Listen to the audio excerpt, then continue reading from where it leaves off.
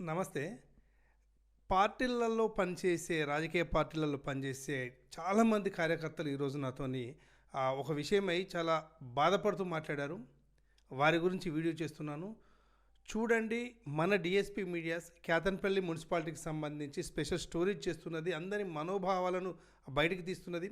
చిన్న subscription, just like చేయండి, subscription చేసుకోండి, మంచి మంచి వార్తలు చూస్తూ ఉండండి. కేతన్పల్లి కార్యకర్తలకు సంబంధించి ఈ వీడియో అందరికీ షేర్ చేయండి. ఏంటి అంటే, నాయకుడు వస్తే మీరు కావాలి, నాయకుని కారు ముందు ఉరకడానికి మీరు కావాలి, నాయకుల ఇంటి ముందు నిల్చోవడానికి మీరు కావాలి, నాయకులు జెండాలు పట్టుకొని ఉండడానికి పార్టీలకు మీరు కావాలి. కానీ ఎలక్షన్స్ వస్తే మీరు పనికి రారు.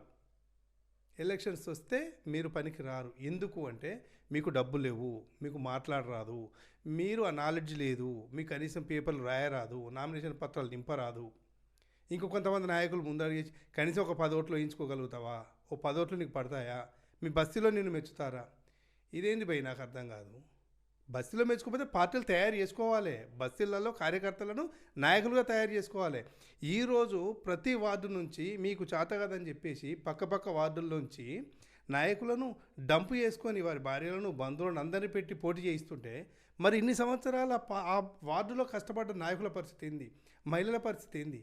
11 మంది మహిళలు ఉంటే 22 సీట్లలో 11 మంది మహిళలు ఉంటే 11 కాక ఇంకా అదనంగా పోటీ చేయించి అసలు ఏం చేస్తున్నారో అసలు అర్థం కాని పరిస్థితి. నాయకులు కించపరిచిన తీరుకు కార్యకర్తలు తిరగబడండి.